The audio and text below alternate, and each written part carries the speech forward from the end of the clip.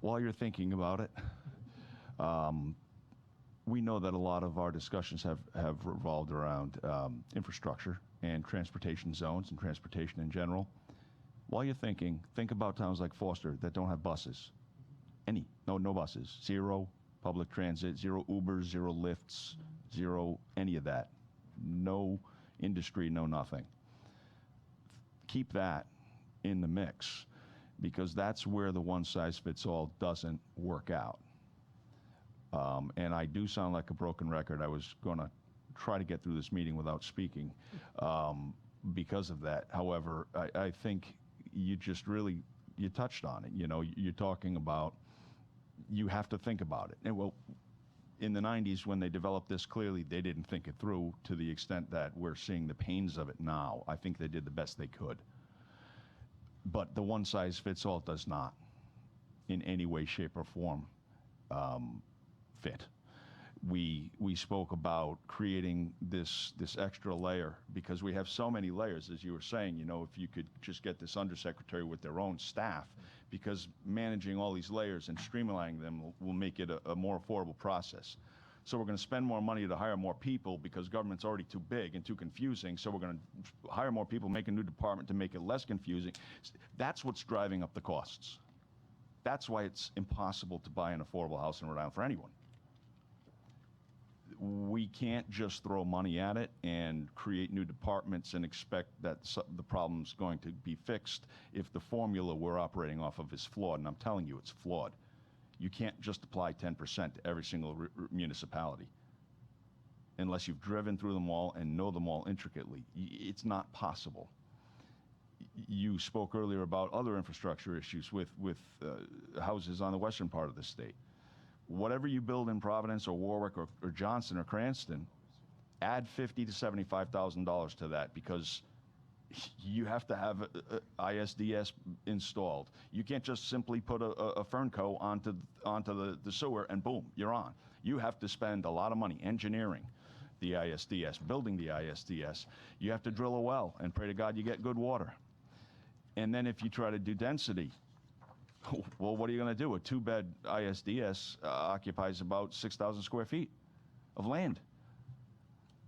It's not feasible to apply one size fits all, and that's where I think we need to look at how this is being applied and what our expectations are. Because if we continue to expect to hit an arbitrary figure, we're going to continue to be disappointed. We're going to continue to have these commissions, and we're going to continue to throw money and create positions that ultimately make it even harder for us to get to our goal. And that was just a comment. Thank you. Madam Chair, I think that very useful dialogue with David and Michael, and I want to thank them for it.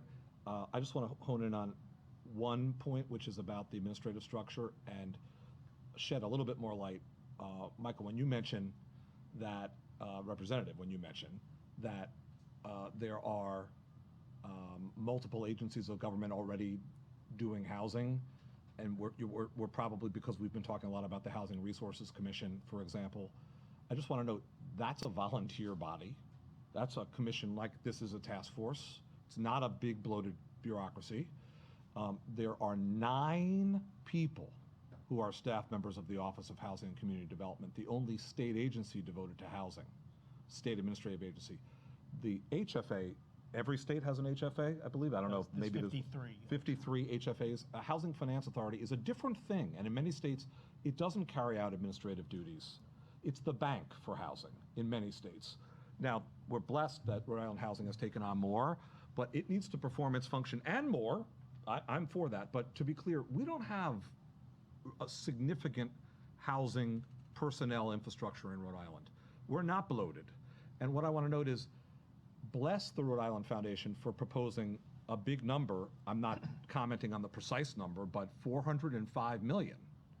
Well, if we're going to move towards $500 million for housing, we need staff to carry it out. We do need staff to carry it out. So that wasn't your point, Representative. But I just want to say, I don't think it is too much to ask for some modest additional capacity to increase the velocity of these transactions and to get more housing produced with available dollars, and to work closely with cities and towns in a cooperative manner. And I think we can make more sense of this structure with the HRC, the OHCD, Rhode Island Housing, and then EOHHS. I think we can unify that in a volunteer commission structure in a way that's better. And I agree. And my comment wasn't specific to the housing staff. I mean, your suggestion clearly was we need to create this housing staff.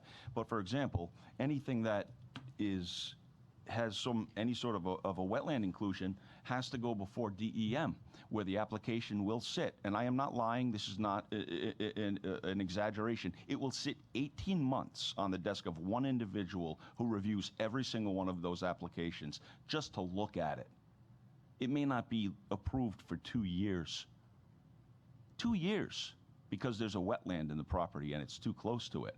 So DEM needs staff, clearly, if you have applications sitting on desks for 18 months before they're looked at.